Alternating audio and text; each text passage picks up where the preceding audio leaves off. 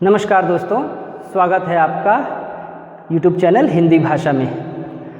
दोस्तों, पिछले वीडियो में हमने देखा था प्राचीन भारतीय आर्य भाषाओं के विकास क्रम को। इसके अंतर्गत हमने वैदिक संस्कृत और लौकिक संस्कृत की विशेषताएं और उसके जो साहित्य हैं उसमें जो लेखन किया गया है उन लेखन के बारे में थोड़ी बहुत बातें देखी थी। इस वीडियो में हम देखेंगे मध्यकालीन भारतीय आर्य भाषा के विकास क्रम को। तो शुरू किया जाए। तो मध्यकालीन भारतीय आर्य भाषा का टोटल टाइम पीरियड जो है वो माना जाता है आपका 500 ईसा पूर्व से लेकर के 1000 ईस्वी तक। ये क्या है? मध्यकालीन भारतीय आर्य भाषा का समय है। तो इस समय सीमा को 3 विकास चरणों में विभाजित किया जाता है। पहला विकास का चरण है पाली। पाली भाषा का समय हमने मोटे तौर पर हर काल को 500 सालों में 500 वर्षों के भीतर विभाजित कर दिया है। तो पाली भाषा 500 ईस्वी पूर्व से ईसा की पहली शताब्दी तक मानी जाती है। प्राकृत भाषा ईसा की पहली शताब्दी से लेकर के 500 ईस्वी तक, और अपभ्रंश का काल माना जाता है 500 ईस्वी से लेकर के 1000 ईस्वी तक। तो ये 3 कालों में बांटा गया है। तो अब एक एक करके हम सबको देखते हैं, उसकी विशेषताओं को और उनमें रचे गए साहित्य और दूसरे तरह के लेखन को। तो पाली भाषा को एक नाम दिया गया है प्रथम प्राकृत। तो पाली भाषा को प्रथम प्राकृत भाषा भी कहते हैं। इसके अलावा एक और नाम भी पाली भाषा को दिया गया है, वो है मागधी, क्योंकि मगध प्रांत की भाषा थी मागधी। तो ये 2 नाम प्रचलित है पाली भाषा को। अब सबसे पहले हमें जान लेना चाहिए ये पाली भाषा जो है, पाली शब्द जो है, ये पाली शब्द आया कहाँ से। पाली शब्द की उत्पत्ति को लेकर के विद्वानों में भयंकर विवाद है। यानी एक मत होते हुए दिखाई ही नहीं देते हैं विद्वान। अलग अलग विद्वान अलग अलग शब्द से पाली शब्द की उत्पत्ति स्वीकार करते हैं। तो सबसे पहले जो आता है नाम वो है विधुशंकर भट्टाचार्य का। तो विधुशेखर भट्टाचार्य जो हैं ये मानते हैं कि पाली जो शब्द है इसकी उत्पत्ति पंक्ति शब्द से हुई है। देखिए, ये प्रश्न पूछा जाता है, इसको ध्यान में रखिएगा, परीक्षा में पूछ लिया जाता है कि पंक्ति से पाली शब्द की उत्पत्ति किसने मानी है। तो विधुशेखर भट्टाचार्य जी ने। इसके अलावा जो भिक्षु सिद्धार्थ हैं वे कहते हैं कि नहीं, पंक्ति नहीं। भिक्षु सिद्धार्थ क्या कहते हैं? भिक्षु सिद्धार्थ कहते हैं कि पंक्ति से नहीं, पाली शब्द की उत्पत्ति हुई है आपके पाठ से। भिक्षु सिद्धार्थ पाठ से पाली शब्द की उत्पत्ति मानते हैं। वहीं भिक्षु जो हैं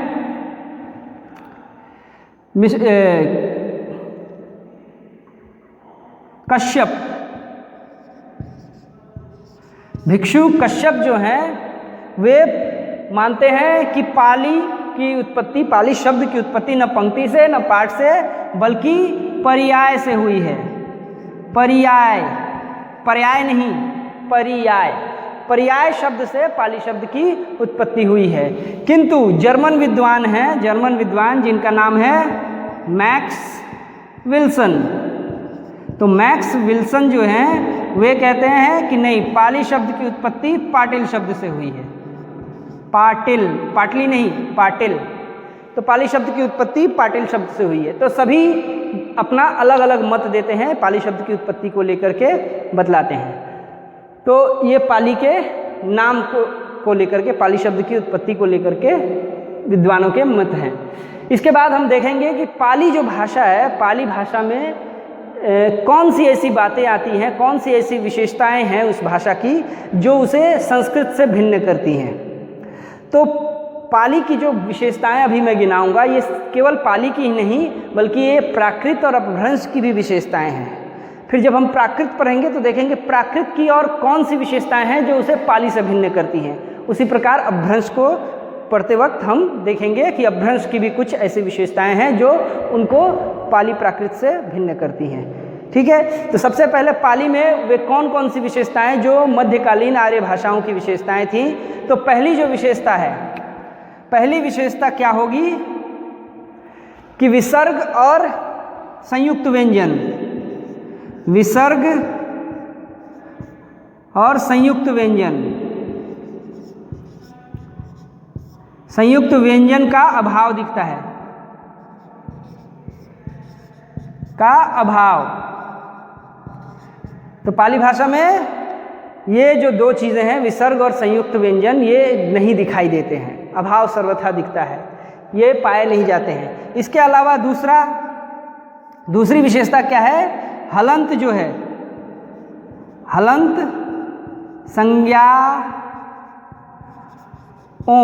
संज्ञाओं तथा क्रियाओं। तो संज्ञाओं और क्रियाओं को स्वरांत कर दिया जाता है। क्या किया जाता है, स्वरांत, स्वरांत कर दिया जाता है। तो क्या है इसका मतलब, यानी पाली भाषा में जो संज्ञा शब्द हैं या क्रिया शब्द हैं, उनका अंत यदि स्वर रहित हलंत से होता है, हलंत जानते ही होंगे आप, फिर भी मैं कह दे रहा हूँ, ये तिरछी जो रेखा लगा देते हैं हम किसी अक्षर के नीचे, तो वो क्या हो जाता है, स्वर रहित हो जाता है, यानी उससे स्वर निकल चुका है, स्वर नहीं है उसमें, वो केवल व्यंजन है। तो ये जो हलंत से जो संज्ञाएं या क्रियाएं अंत होती हैं, तो उनको क्या किया जाता है, स्वर से अंत कर दिया जाता है, यानी उसमें हलंत को हटाकर कोई ना कोई स्वर जोड़ दिया जाता है। ठीक है, तो ये दूसरी विशेषता है। तीसरी विशेषता क्या कहती है कि जो द्वित्व व्यंजन है, तो द्वित्व व्यंजन, तो द्वित्व व्यंजन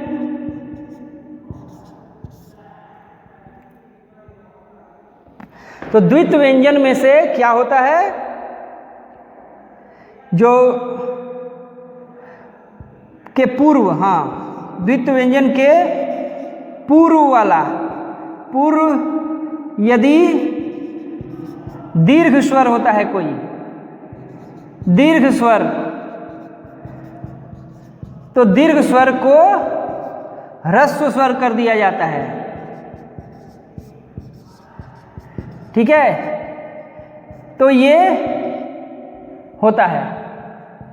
इसके अलावा एक और बात होती है, चौथी जो विशेषता है पाली भाषा में, कि इसमें संज्ञा रूपों में और क्रिया रूपों में, इसमें संज्ञा रूप जो हैं, संज्ञा रूप और क्रिया रूपों में द्विवचन का लोप हो जाता है। द्विवचन, संस्कृत में 3 वचन थे, कौन कौन से, एक वचन, द्विवचन और बहुवचन, ये 3 वचन थे संस्कृत में, किंतु पाली में आकर जो है चौथे नंबर पर क्या होता है, द्विवचन का लोप हो जाता है, द्विवचन का लोप। तो ये विशेषताएं हैं, 4 मुख्य विशेषताएं जो पाली भाषा को भिन्न करती हैं संस्कृत से। ठीक है, अब हम देखते हैं कि पाली भाषा का जो साहित्य है, पाली भाषा के साहित्य में किस तरह से रचनाएं हुई हैं। तो पाली भाषा में जो है मुख्यतः जो रचनाएं मिलती हैं, उसमें अधिकांशतः संख्या क्या है, बौद्ध साहित्य की है, यानी बौद्ध धर्म के अनुयायियों ने साहित्य रचना की है पाली भाषा में। स्वयं भगवान बुद्ध ने भी जो उपदेश दिए थे वो पाली में, यस, तो पाली में ही दिए थे उन्होंने, पाली भाषा में ही उपदेश दिया था, और अनुयायियों ने उनके जो ग्रंथ रचे हैं वो भी पाली भाषा में ही हैं। तो बौद्ध ग्रंथ जो रचे गए हैं, तो समस्त जो बौद्ध ग्रंथ हैं, समस्त बौद्ध ग्रंथों को एक साथ अगर देखा जाए तो उनको एक नाम दिया गया जिसका नाम है त्रिपिटक। त्रिपिटक कहा जाता है बौद्ध साहित्य को। ये 3 पिटक कौन कौन से हैं? पहला है सुत्त पिटक, सुत्त पिटक, दूसरा विनय पिटक और तीसरा अभिधम्म पिटक, अभिधम्म पिटक। तो ये 3 पिटक हैं तो सुत्त पिटक किस चीज़ को लेकर के है? तो सुत्त पिटक में भगवान बुद्ध की उन वाणियों का संकलन किया गया है जो उन्होंने सामान्य जनता को साधारण बोलचाल की भाषा में, पाली भाषा में, बोलचाल की पाली भाषा में दिए थे। तो भगवान बुद्ध ने साधारण जनता को बोलचाल की सामान्य पाली भाषा में जो उपदेश दिए थे उनका संकलन सुत्त पिटक में है, यानी बुद्ध के मूल उपदेश। विनय पिटक में बुद्ध ने संघ के संचालन के लिए, उनका संघ था भिक्षु संघ, तो संघ के सुगम संचालन के लिए उन्होंने समय समय पर जो निर्देश दिए थे, जो उन्होंने शिक्षाएं दी थी कि किस तरह से इस संघ को सुगमता पूर्वक चलाया जाए, तो उन शिक्षाओं का संकलन विनय पिटक में किया गया है। तीसरा जो अभिधम्म पिटक है, ये अभिधम्म पिटक में जो सुत्त पिटक में बुद्ध ने शिक्षाएं दी थी उन शिक्षाओं का विशद विवेचन किया गया है वैज्ञानिक आधार पर, वैज्ञानिकता की कसौटी पर किया गया है। यानी उसके विश्लेषण का जो आधार है, यानी बुद्ध का जो धर्म था, जो उनकी शिक्षाएं थी, वो वैज्ञानिक पद्धति के ऊपर बहुत खड़ी उतरती हैं और उस आधार पर ही विश्लेषण किया गया है। अभिधम्म पिटक में एक और प्रमुख बात है जिसका ध्यान रखना चाहिए, पूछ भी दिया जाता है। तो अभिधम्म पिटक में बौद्ध धर्म के पूर्व जो संप्रदाय थे, जो भी धर्म प्रचलित थे भारत में, तो उन संप्रदायों से बौद्ध धर्म की भिन्नता को दिखाया गया है, उसको सैद्धांतिक रूप में उससे भिन्नता को अभिधम्म पिटक में दर्शाया गया है। तो ये जो है 3 पिटक हुए, किंतु इन 3 पिटकों के अलावा भी कुछ ग्रंथ लिखे गए, बौद्ध ग्रंथ, ठीक है। तो उनमें से हम लिखेंगे प्रमुख ग्रंथों के नाम जो पूछे जाते हैं परीक्षा में। सबसे पहले आता है मिलिंद पन्हो। मिलिंद पन्हो, तो मिलिंद पन्हो है। इसके अलावा क्या है? महावंश, महावंश। फिर आता है आपका दीपवंश, दीपवंश। और एक पुस्तक है जिसका नाम है अहट कथा, अहट कथा। तो ये जो है कुछ ग्रंथ हैं, ये 3 पिटकों के अलावा, त्रिपिटकों के अलावा। इसके अलावा कुछ व्याकरण ग्रंथों की भी रचना हुई है, जिनमें से पहला है सदनीति, सदनीति व्याकरण, ठीक है। तो सदनीति व्याकरण है।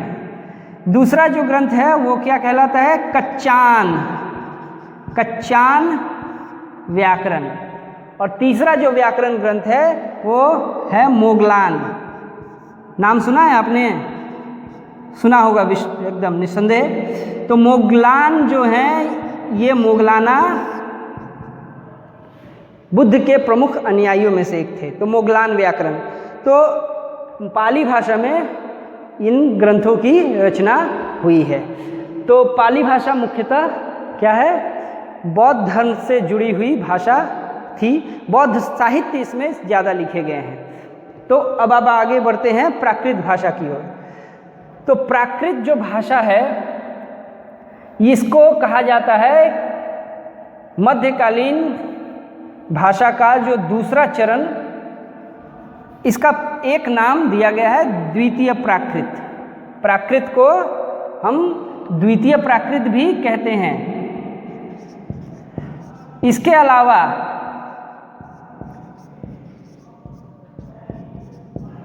प्राकृतों को मलेच्छों की भाषा भी कहा जाता है। क्या कहा जाता है? मलेच्छों की भाषा, मलेच्छों की भाषा इनको कहा जाता है। प्राकृत को लोग कहते हैं। तो प्राकृत जो है, प्राकृत का रचनाकाल पहली सदी, ईसा की पहली सदी से 500 ईस्वी तक माना जाता है। अब प्राकृत जो है, उसके जो विद्वान हैं, जो वो विद्वान प्राकृत के जो विभिन्न भेद हैं उसको लेकर के उनमें काफ़ी मतभेद दिखता है हमें। तो पहले, सबसे पहले जो आते हैं प्राकृत भाषा का व्याकरण, जिन्होंने सबसे पहले प्राकृत भाषा का व्याकरण लिखा, उनका नाम था वररुचि। तो वररुचि ने प्राकृत प्रकाश लिखा। प्राकृत प्रकाश ये पूछा जाता है परीक्षा में, ध्यान रखिएगा नाम को। प्राकृत प्रकाश ग्रंथ किसने लिखा? तो वररुचि ने लिखा। तो वररुचि प्राकृत के पहले वैयाकरण थे, किंतु प्राकृत भाषा के सबसे जो महान वैयाकरण हैं, भाषा शास्त्री हैं, वो हैं, उनको कहा जाता है, उनका नाम है हेमचंद्र। हेमचंद्र। हालांकि हेमचंद्र हमको अपभ्रंश भाषा में भी मिलेंगे। तो अपभ्रंश भाषा में जो उनकी रचनाएं हैं, उनके जो योगदान है, उसको हम अपभ्रंश पढ़ते समय देखेंगे। फिलहाल हम प्राकृत को देख रहे हैं, तो प्राकृत से संबंधित। तो हेमचंद्र ने प्राकृत से संबंधित जो ग्रंथ लिखा, वो लिखा प्राकृत व्याकरण। तो हेमचंद्र का है। हेमचंद्र को प्राकृत का पाणिनि भी कहा जाता है। प्रश्न पूछा जाता है, ऐसा भी आता है कि प्राकृत का पाणिनि किसे कहा जाता है? तो हेमचंद्र को कहा जाता है। तो जो महत्व संस्कृत भाषा में पाणिनि के अष्टाध्यायी का था, वैसा ही महत्व हेमचंद्र के प्राकृत प्रकाश को, एक प्राकृत व्याकरण को दिया जाता है। हेमचंद्र को वही स्थान दिया जाता है प्राकृत में। तो इसके बाद जो हैं आते हैं राजशेखर। तो राजशेखर की जो पुस्तक है, उसका नाम है कर्पूर मंजरी।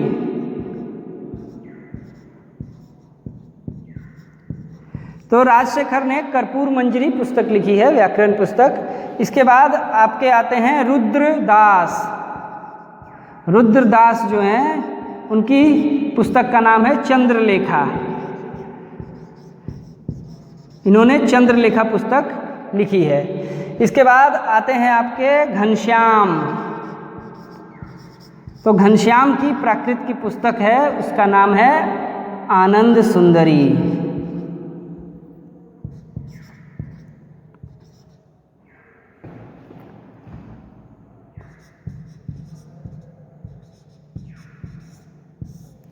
तो ये हैं। इसके अलावा जो है और भी ग्रंथों की रचना हुई है।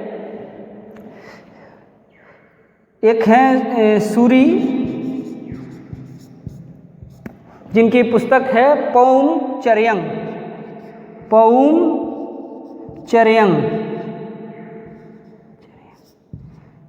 तो ये पौंचर्यंग जो पुस्तक है, ये वास्तव में क्या है? जैनियों का रामायण कहा जाता है इसको। पौंचर्यन को क्या कहा जाता है? जैनियों का रामायण, जैन रामायण है ये, जैन रामायण, इसको जैन रामायण कहा जाता है। तो वास्तव में प्राकृत भाषा में जो रचनाएं हुई, वो अधिकांश रचनाएं जैन संप्रदाय के लोगों द्वारा, जैन संप्रदाय से संबंधित रचनाएं थी। तो जैनियों ने जो रचनाएं की, उनको समग्र रूप में अगर कहा जाए तो उसको हम लोग कहते हैं जैनागम। उसका नाम अगर दिया जाए, यहाँ लिखता हूँ मैं, देख लीजिए, जैनागम। जैनों का आगम यानी जैनों का शास्त्र समग्र रूप में कहा जाता है। तो जैन जो थे मतावलंबी, उन्होंने अधिकांश जो है इस भाषा का प्रयोग किया था। तो जैन संप्रदाय बौद्ध संप्रदाय से भी पुराना है। सबसे पहले महावीर स्वामी आते हैं, उसके बाद में बुद्ध का आविर्भाव होता है। किंतु जैनियों ने ग्रंथ बाद में जाकर लिखे, बौद्धों ने पहले लिखे पाली भाषा में, उन्होंने रचना की। बाद में जाकर लगभग 500 ईस्वी के बाद जाकर 500 साल बाद उन्होंने रचना आरंभ की। जैनियों ने प्राकृत को अपनी रचना का माध्यम बनाया। तो प्राकृत में महावीर स्वामी ने उपदेश दिया था। महावीर स्वामी ने उपदेश किस में दिया था? प्राकृत में। और जो भाषा वैज्ञानिक है, महावीर स्वामी के उस उपदेश की भाषा को कहते हैं अर्धमागधी। अर्धमागधी।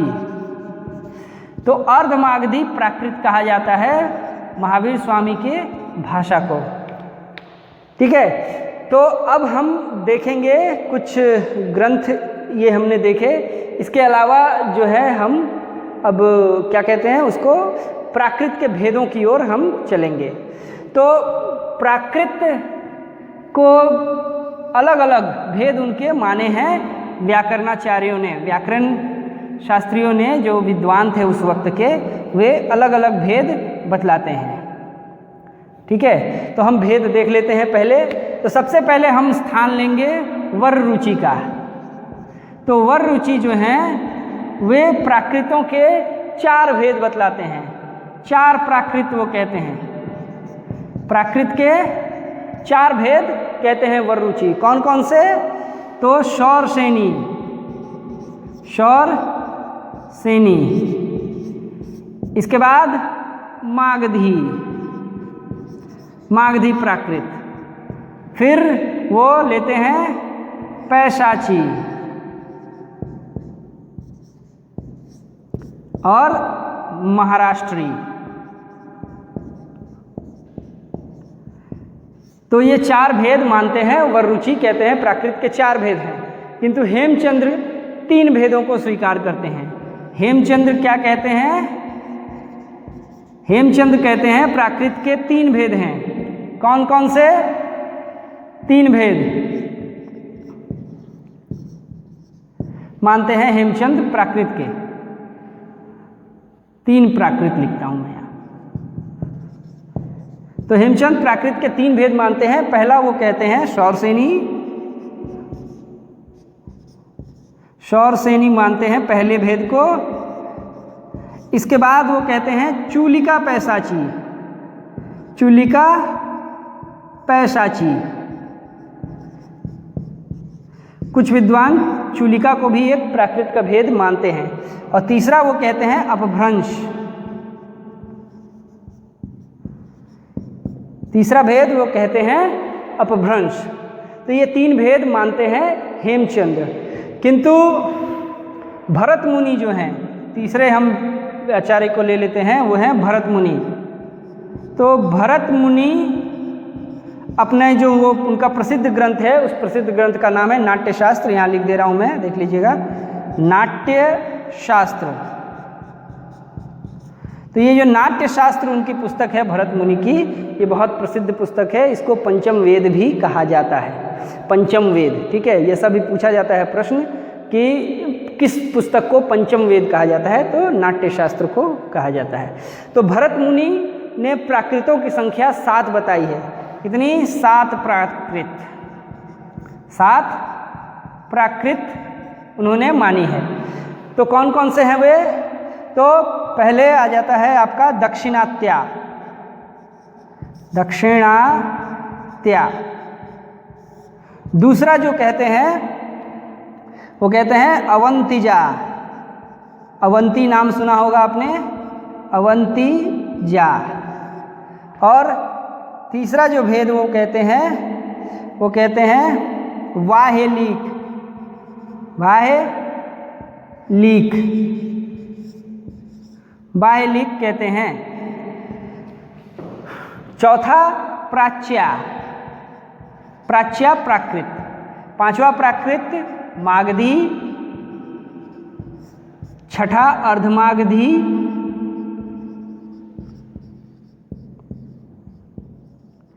और 7वां जो भेद है वो है शौरसेनी। तो ये 7 भेद हुए भरत मुनि के अनुसार। तो इस प्रकार हमने क्या देखा कि प्राकृत के नामकरण, प्राकृत के भेदों को लेकर के भी काफ़ी मतभेद हैं विद्वानों में। किंतु आज प्राकृतों की कुल संख्या मानी जाती है कितनी? 5 स्वीकार की जाती है। विद्वानों की सहमति से अधिकांश विद्वान अब क्या कहते हैं? प्राकृतों की संख्या 5 है। प्राकृत जो है वो 5 हैं। कौन कौन? पहली प्राकृत हो गई आपकी शौरसेनी प्राकृत, शौरसेनी। ठीक है, दूसरी प्राकृत हो गई आपकी मागधी, तीसरी अर्धमागधी,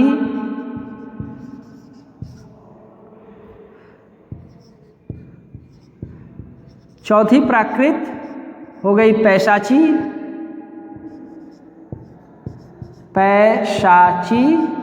और पांचवी प्राकृत का नाम है महाराष्ट्री। तो ये 5 प्राकृत के भेद सामान्यतः अब आज स्वीकृत हैं। सौरसेनी प्राकृत का क्षेत्र जो है वो सूरसेन का क्षेत्र है। ये मूलतः आपका आ जाएगा मथुरा के आसपास के क्षेत्रों को। फिर मगध मागधी प्राकृत मगध के क्षेत्र के आसपास बोली जाती है। अर्धमागधी का क्षेत्र है प्राचीन कौशल देश, और पैशाची का क्षेत्र है कश्मीर के आसपास की जगह, और महाराष्ट्री का महाराष्ट्र। तो महाराष्ट्री प्राकृत का क्षेत्र महाराष्ट्र हुआ। तो ये प्राकृत के भेद हुए। आज माना जाता है प्राकृत के 5 भेदों को। अगर पूछा जाए कि प्राकृत के कितने भेद हैं तो आप लिखेंगे ये 5 भेद होते हैं प्राकृत के। ठीक है, अब हम देखते हैं कि जैसा कि मैंने शुरू में कहा था कि हेमचंद्र और क्या नाम है मार्कंडेय, ये प्राकृत को कहते हैं कि ये संस्कृत से निकली हुई भाषा है। तो संस्कृत से निकली हुई भाषा है प्राकृत। इसको कहने का आधार क्या है? तो प्राकृत में जो संस्कृत के ग्रंथ हैं ना, वो संस्कृत के ग्रंथ में, प्राकृत नहीं, संस्कृत के ग्रंथ में जो गद्य की भाषा होती थी, गद्य की भाषा संस्कृत में, संस्कृत ग्रंथों में पहले के पूर्व के संस्कृत ग्रंथों में जो गद्य की भाषा होती थी, गद्य की भाषा वो क्या होती थी? शौरसेनी प्राकृत होती थी। शौरसेनी प्राकृत। ठीक है, तो पूर्व के गद्य की, पूर्व में जो संस्कृत में जो गद्य की भाग होते थे, रचनाओं के क्रम में गद्य भाग होते थे, उसकी भाषा होती थी शौरसेनी प्राकृत। इसके अलावा जो संस्कृत नाटक होते थे, नाटकों में जो मध्यम या स्त्री पात्र जो होते थे, नारी पात्र, स्त्री पात्रों, ये दूसरा पेन लेता हूं मैं। तो स्त्री पात्रों का अभिभाषण जो होता था, अभिभाषण, तो इनकी भाषा जो थी, अभिभाषण मतलब डायलॉग्स जो होते थे उनके, तो मध्यम श्रेणी के जो पात्र, यानी जिसको हम कहते हैं सपोर्टिंग रोल्स जिसके होते थे, supporting actors, leading actor, main actors नहीं, जो सपोर्टिंग एक्टर, जो सहायक पात्र होते थे, उनकी भाषा, और जो स्त्री पात्र होते थे उनकी जो भाषा जो है, उनके अभिभाषण की भाषा वो क्या थी? वो थी आपकी शौरसेनी प्राकृत। शौरसेनी प्राकृत थी। तो अभिभाषण की भाषा शौरसेनी प्राकृत। वहीं जो नीच पात्र होते थे, यानी जो विलन कैटेगरी के, जो बुरे रोल्स करते हैं, जो नाटक में बुरे जो जिनके चरित्र होते हैं, उन पात्रों की भाषा, तो बुरे चरित्रों के पात्रों की भाषा क्या होती थी? वो होती थी मागधी प्राकृत। उनकी भाषा मागधी प्राकृत होती थी, बुरे पात्रों की भाषा। तो ये है, तो प्राकृत साहित्य जो है, प्राकृत में ग्रंथों की रचना मूलतः जैनियों ने की है, जैन संप्रदाय के लोगों ने की है। और अधिकांश जो प्राकृत हैं ग्रंथ, अधिकांश प्राकृत के जो ग्रंथ लिखे गए हैं वो लिखे गए हैं आपके अर्धमागधी में। किसमें? अर्धमागधी। मैंने पहले बताया था कि महावीर स्वामी के जो उपदेश की भाषा है उसको भाषा वैज्ञानिक कहते हैं अर्धमागधी। तो अधिकांश जो जैन साहित्य लिखे गए वो अर्धमागधी में लिखे गए। किंतु जैनियों के 2 संप्रदाय हैं, उनमें से एक संप्रदाय का नाम है श्वेतांबर और दूसरे का दिगंबर। तो जो दिगंबर संप्रदाय है, दिगंबर जैनी है, तो दिगंबर जैनियों का जो लेखन है उन्होंने अधिकांश किस में लिखा है? उनका अधिकांश लेखन शौरसेनी प्राकृत में रहा है। तो दिगंबर जैनियों की रचनाएं शौरसेनी प्राकृत में रही हैं। ठीक है दोस्तों, अब हम पढ़ेंगे अपभ्रंश। अपभ्रंश भाषा का विकास किस प्रकार से हुआ।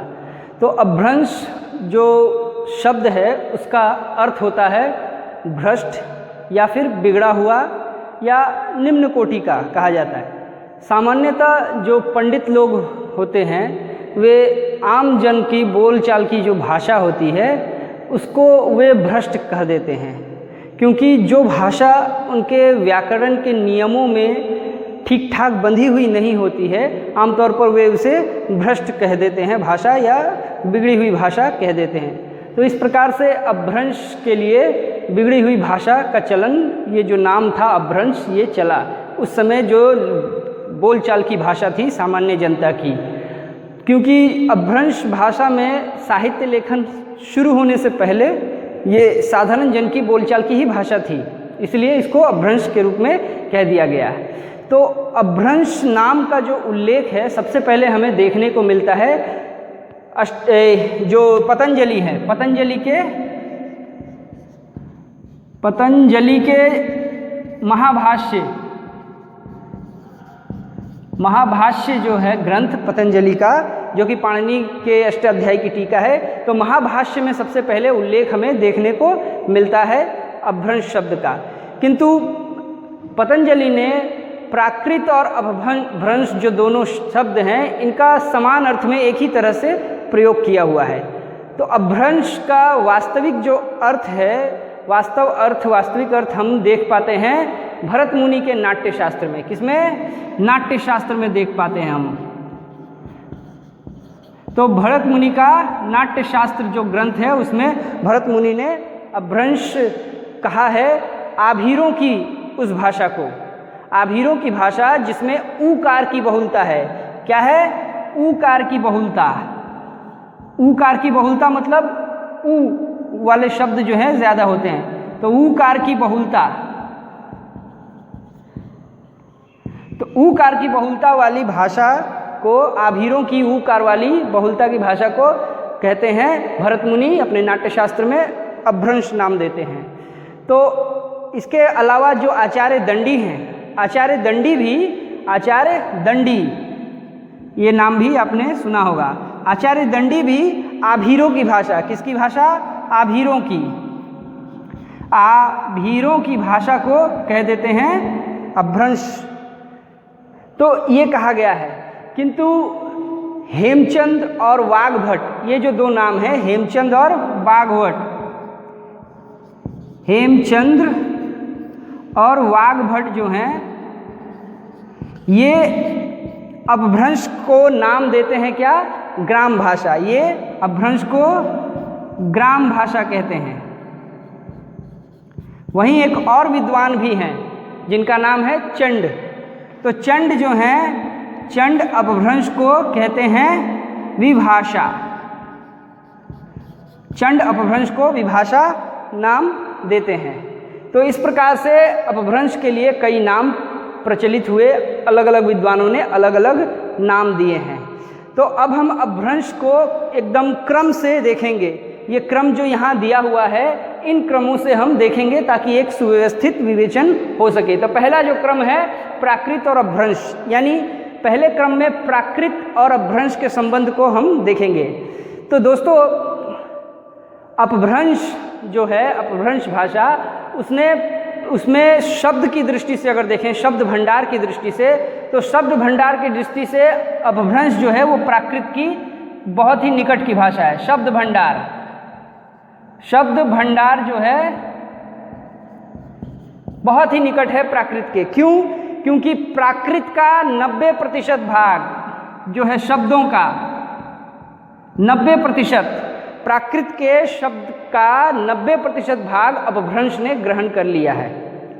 लेकिन प्राकृत से भिन्नता हमें दिखाई पड़ती है व्याकरण के क्षेत्र में। व्याकरण के क्षेत्र में आकर अपभ्रंश एक भिन्न भाषा हो जाती है। क्यों? क्योंकि अपभ्रंश का व्याकरण प्राकृत के व्याकरण से काफ़ी उन्नत है, विकसित है, और उसका संबंध आधुनिक भारतीय आर्य भाषाओं से अधिक जुड़ता है, उसका संबंध आधुनिक आर्य भाषाओं से ज़्यादा गहरा होता है। तो ये जो है अपभ्रंश और प्राकृत के संबंध है। अब दूसरा जो है बिंदु वो है अपभ्रंश का काल निर्धारण। तो जैसे प्राकृत के काल निर्धारण में भी कुछ मतभेद थे, उसी तरह से अपभ्रंश के काल निर्धारण में भी मतभेद है। यहाँ दो तरह के मत मिलते हैं प्राकृत के काल निर्धारण में। पहला जो मत है वो पहले मत को मानने वाले लोग कहते हैं कि अपभ्रंश का जो काल है उसका आरंभ होता है 700 ईस्वी से।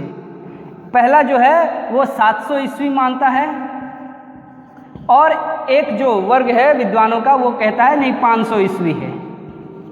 तो इस पहले जो वर्ग में आते हैं दो नाम, इस पहले वर्ग में दो नाम आते हैं। एक नाम है डॉक्टर उदय नारायण तिवारी।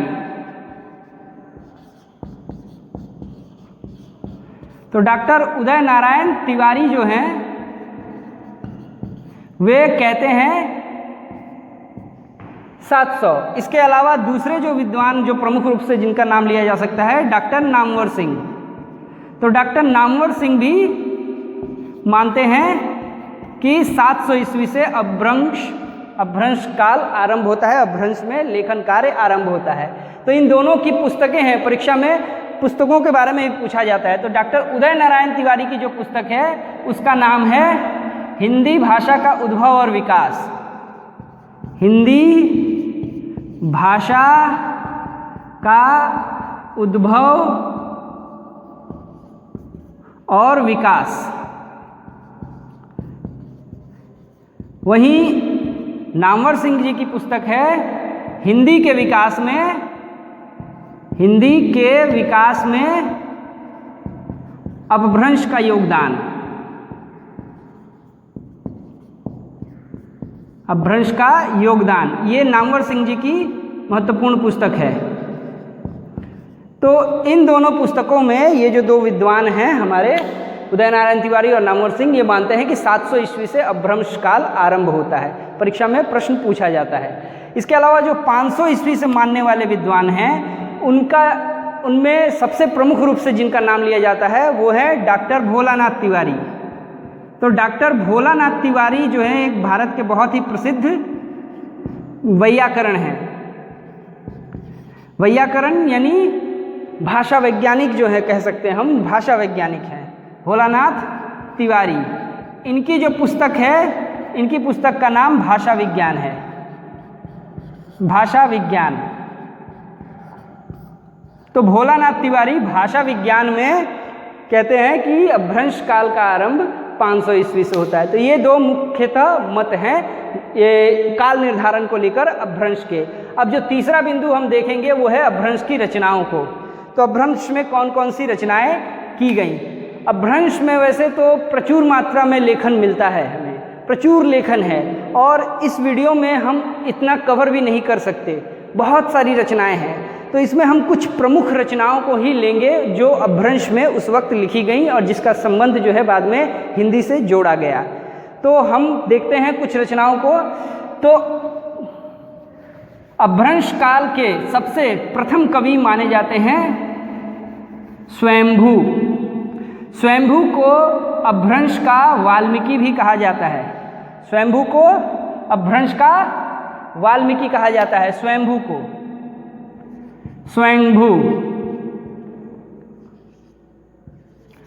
स्वयंभू को अपभ्रंश का वाल्मीकि, ये है अपभ्रंश का वाल्मीकि।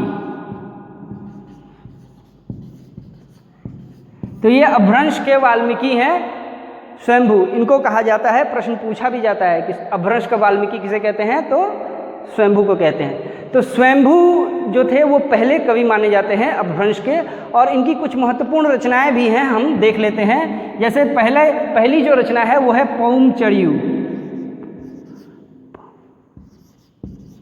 पौंचर्यू, तो ये पहली रचना है स्वयंभू की। पौंचर्यू एक और नाम जो है इससे मिलता जुलता प्राकृत का जब हम कर रहे थे विश्लेषण, प्राकृत भाषा को देख रहे थे, तो उस वक्त भी एक इसी तरह का नाम आया था, पौमचर्यंग। तो वो जो पौमचर्यंग था वो आपका जो है वो प्राकृत भाषा का रामायण ग्रंथ था। प्राकृत विमल सूरी जिसके रचनाकार थे, विमल सूरी पौमचर्यंग के रचनाकार हैं, वो प्राकृत भाषा का ग्रंथ है। किंतु पौमचर्यु जो है ये आपका अपभ्रंश भाषा का ग्रंथ है और ये भी रामायण ही है, इसमें भी रामकथा का ही वर्णन किया गया है। इसके बाद दूसरी पूछा भी जाता है कि पौमचर्यु में किस कथा का वर्णन मिलता है, तो रामकथा का, रामायण का। दूसरा जो ग्रंथ है इनका है ऋट्ठणेमिचर्यु, ऋट्ठणेमिचर्यु।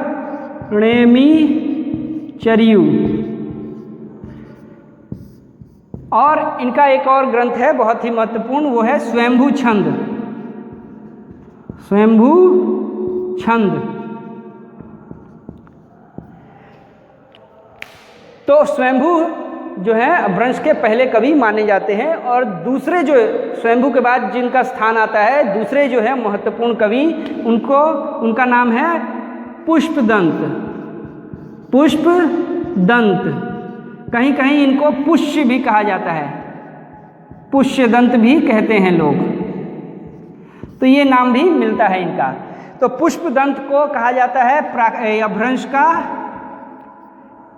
अपभ्रंश, मैं अपभ्रंश लिख रहा हूं, अपभ्रंश का भवभूति। भवभूति संस्कृत के महान कवि थे, कालिदास के बाद उनका ही स्थान आता है। तो पुष्पदंत को अपभ्रंश का भवभूति कहा जाता है। तो इन्होंने भी कुछ महत्वपूर्ण ग्रंथ की रचना की थी, जिसके नाम है, पहला है महापुराण, महापुराण। इसके अलावा है नय कुमारचर्यु, नय कुमारचर्यु।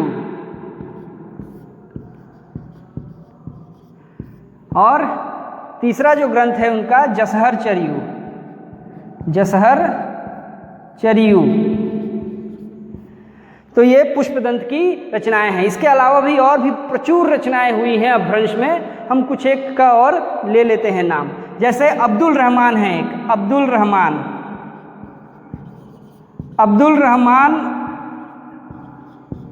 की प्रसिद्ध पुस्तक है, उसका नाम क्या है, संदेश रासक, संदेश रासक। इसी से मिलता जुलता एक और नाम भी है, मैं उसको इसके बाद ही ले लेता हूं। वो उसके रचनाकार हैं जिनदत्त सूरी, जिनदत्त सूरी। तो इन्होंने जो ग्रंथ लिखा उसका नाम है उपदेश रसायन रास, उपदेश रसायन रास। तो ये मिलते जुलते नाम है, इसलिए हमने इसको रख लिया। किंतु इसके अलावा भी और भी बहुत सारे हैं रचनाकार। हेमचंद को हम भूल नहीं सकते, हेमचंद्र। हेमचंद्र ने एक ग्रंथ लिखा था जिसको प्राकृत के वर्णन में हमने देखा था, प्राकृत व्याकरण। तो प्राकृत व्याकरण इसमें भी आएगा क्योंकि अपभ्रंश का उसमें भी उल्लेख है, प्राकृत व्याकरण। इसके अलावा उन्होंने एक और ग्रंथ लिखा था जिसमें भी अपभ्रंश और प्राकृत दोनों का वर्णन मिलता है। तो उसका नाम है सिद्ध हेमचंद्र, सिद्ध हेमचंद्र शब्दानुशासन, शब्दानुशासन। तो ये हेमचंद्र जी की प्रमुख रचनाएं हैं। इसके अलावा और भी बहुत सारे कवि हैं, जैसे आप ले लीजिए राम सिंह को। राम सिंह हैं, राम सिंह ने लिखा था पाहुड़ दोहा, पाहुड़ दोहा। तो दोहा जो है अपभ्रंश का बहुत ही सबसे प्रमुख छंद माना जाता है। जिस प्रकार से प्राकृत में हमने देखा था गाहा, गाहा सबसे प्रमुख होता था उसमें, तो गाहा के आधार पर प्राकृत की समस्त रचनाओं को गाहाबंध के नाम से जाना जाता था। प्राकृत की जो रचनाएं हैं उसको कहते थे हम लोग क्या, गाहाबंध। इधर लिख देता हूँ, गाहाबंध, गाहाबंध। बंध। उसी तरह ये अपभ्रंश में दोहा की प्रमुखता होने के कारण इसको दोहा बंध भी कहा जाता है। अपभ्रंश के समग्र साहित्य को दोहा बंध, तो दोहे की प्रमुखता है। इसके बाद हम और भी कुछ रचनाएं देखेंगे जिसमें भी दोहे हैं, जैसे ये पाहुर दोहा हुआ। इसके अलावा कवि रोड़ा है, एक रोड़ा, तो रोड़ा की कृति है आपका राउलवेल। राउलवेल, तो राउलवेल कवि रोड़ा की कृति है। ये राउलवेल को ये एक चंपू काव्य है। क्या है ये? चंपू काव्य, चंपू काव्य है। तो चंपू काव्य क्या है? गद्य पद्य मिश्रित काव्य को चंपू काव्य कहते हैं, जिसमें गद्य भी हो पद्य भी हो, प्रोज पोइट्री दोनों का मिश्रण होता है चंपू काव्य। तो गद्य पद्य मिश्रित जो काव्य है हिंदी साहित्य के इतिहास में, ये जो है चंपू काव्य का प्राचीनतम स्रोत है राउलवेल। ठीक है, इसके बाद हम और देखते हैं कुछ रचनाकारों को जल्दी जल्दी। तो और भी रचनाकार हैं जिनका नाम यहाँ लेना बहुत ज़रूरी है। जैसे एक रचनाकार हैं देवसेन। देवसेन हैं, देवसेन की कृति है श्रावकाचार। श्रावकाचार, तो ये देवसेन की बहुत ही प्रमुख कृति है और इसकी रचना किसमें हुई है? दोहा छंद में हुई है। ये पूर्णतः दोहा छंद में रचित है। दोहा छंद में, दोहा एक मात्रिक छंद है, तो दोहा छंद में श्रावकाचार्य की रचना हुई है। किंतु विद्यापति का नाम लिए बिना तो ये लिस्ट पूरी होगी नहीं, या इसका जितना भी संक्षेप में वर्णन किया जाए विद्यापति को नहीं छोड़ा जा सकता। विद्यापति अत्यंत महत्वपूर्ण है। तो विद्यापति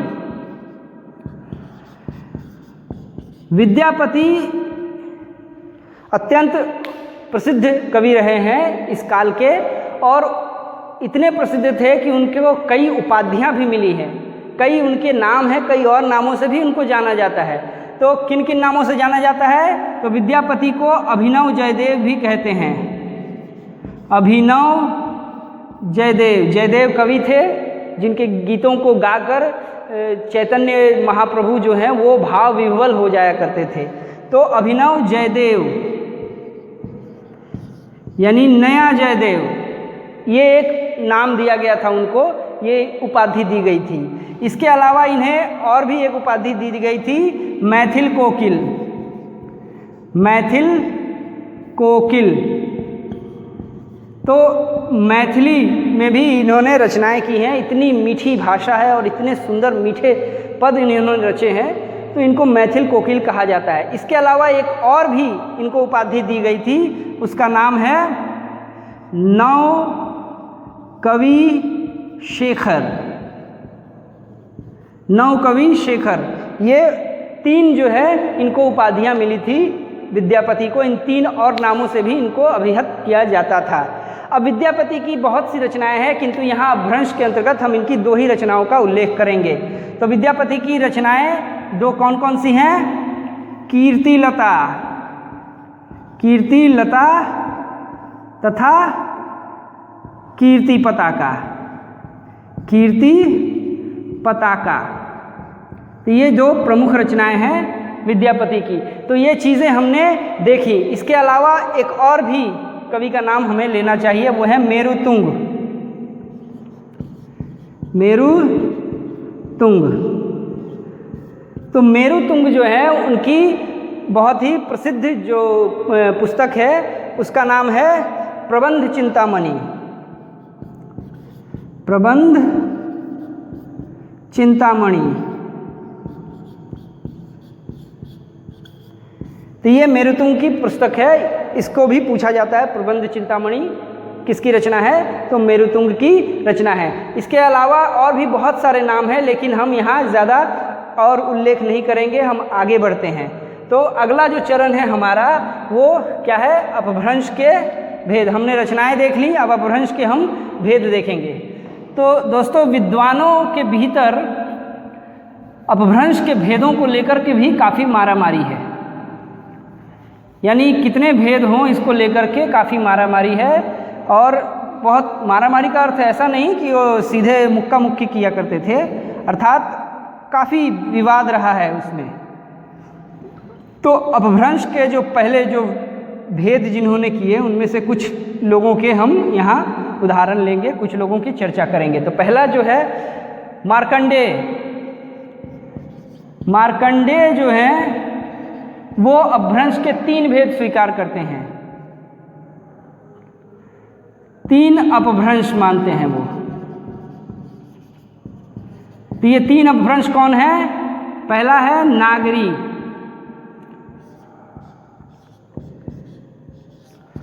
नागरी, दूसरा नागरी नहीं, अक्सर में नागर कहेंगे उसको, नागरी नहीं, नागर। नागर, उपनागर, और तीसरा जो है वो है ब्राचड। तो ये 3 जो है इन्होंने भेद किए हैं अपभ्रंश के।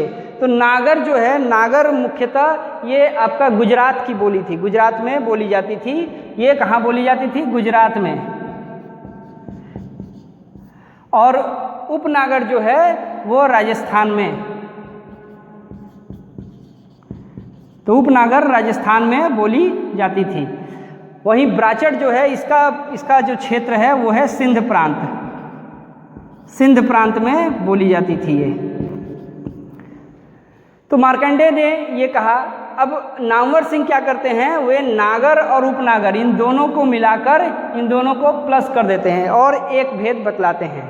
किंतु एक और जो है विद्वान, उनका उल्लेख करना बहुत ज़रूरी है, उनके भेद का, उसके बाद हम और देखेंगे उसमें। तो वो जो हैं आपके नामी साधु। नामी साधु जो हैं वे अपभ्रंश के 3 भेद, वो भी 3 भेद ही कहते हैं, किंतु उनके भेद अलग हैं।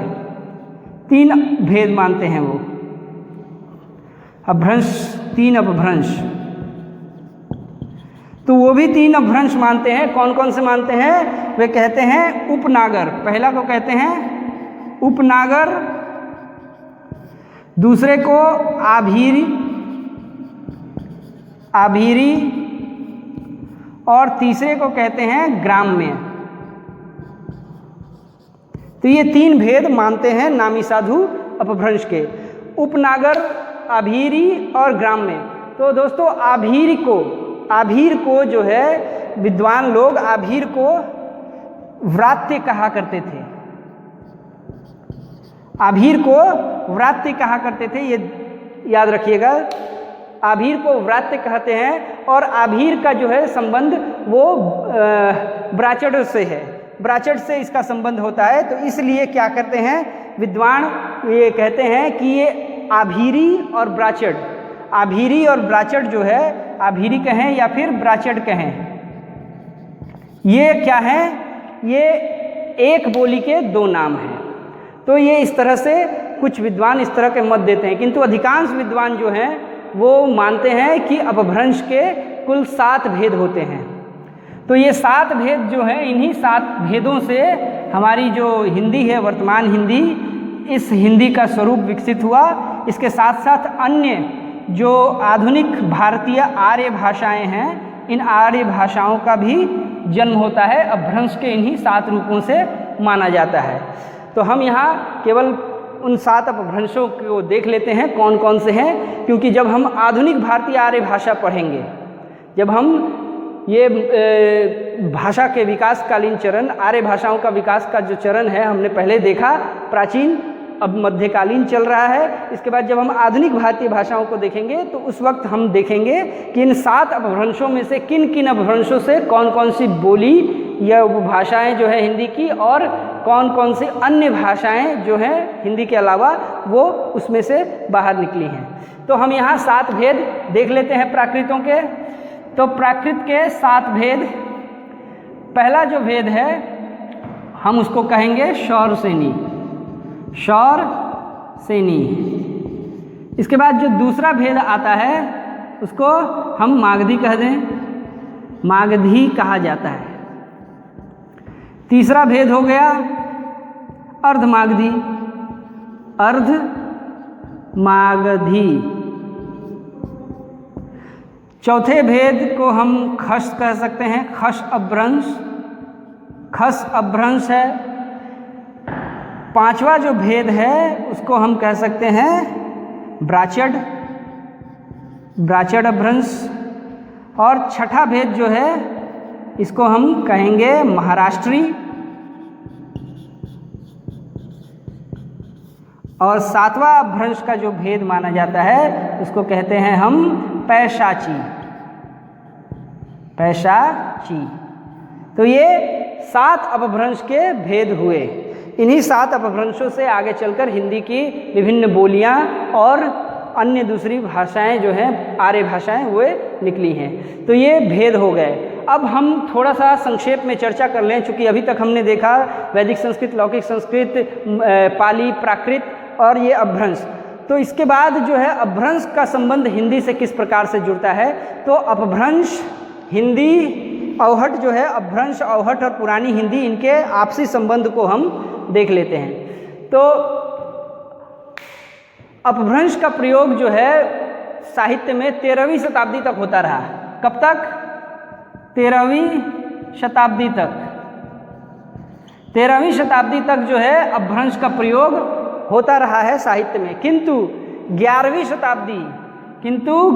जो शताब्दी है, 11वीं शताब्दी तक आते आते क्या हुआ, 11वीं शती तक हिंदी के रूप में बदल गई, हिंदी में बदल गई थी, अपभ्रंश बदल गया था। ठीक है, तो किस प्रकार से, तो अपभ्रंश भाषा को भी 2 रूप में हम देख सकते हैं। एक है पूर्ववर्ती, दूसरा परवर्ती, यानी एक पहले शुरुआती अपभ्रंश और एक बाद का अपभ्रंश।